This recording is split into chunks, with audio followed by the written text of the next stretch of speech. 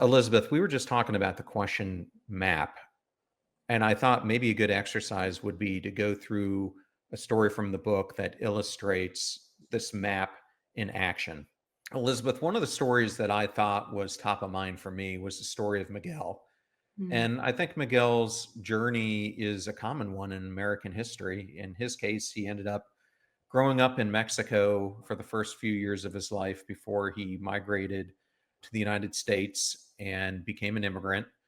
And he thought that if he studied hard enough, that earning an education would allow him to work through the barriers that he might face going from a lower income growing up to the life that he wanted. But I think one of the things that is so important here, and it's one of the core areas that I focus on, in fact, I'm writing a whole book on it, is he found himself when he finally started to reach the points that he wanted with his education of not belonging, of feeling isolated, of feeling like he didn't matter.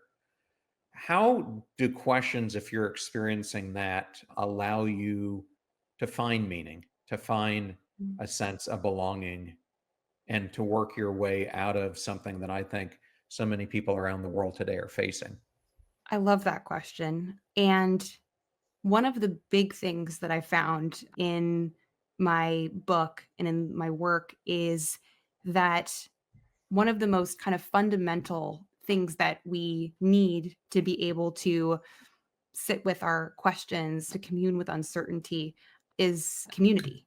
And so I do write extensively about lots of different types of communities that can help us exist in uncertainty and have that be sustainable for longer. And I think one of the things to keep in mind there is that community is was really when we think about how what community did for us when we were very early on in human evolution, community was there to help us feel more secure and more stable.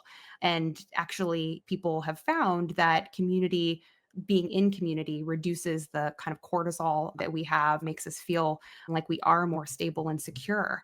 I think what I found too in my work was not only do we need community to be able to sit with and exist in questions, but also that questions can connect us to entire communities.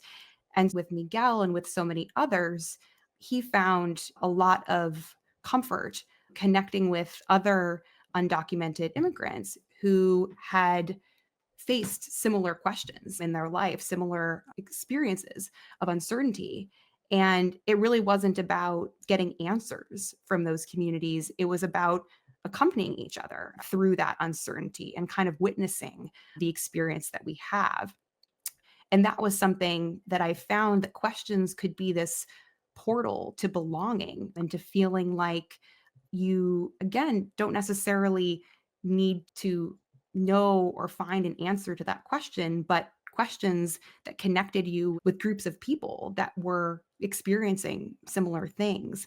And this was something, there was another story that I told in the book of Oliver, who was a guy who was questioning his gender identity and found similarly that these questions that he had, he found relief and kind of solace when he was able to connect with communities of people online, in his case, who were really struggling under similar questions. And so I think questions can be these connections to relationships with people that again are not necessarily going to tell us what is the answer, but can make us feel comforted, supported, and make us feel like we belong during those moments that can be really uncomfortable in our lives.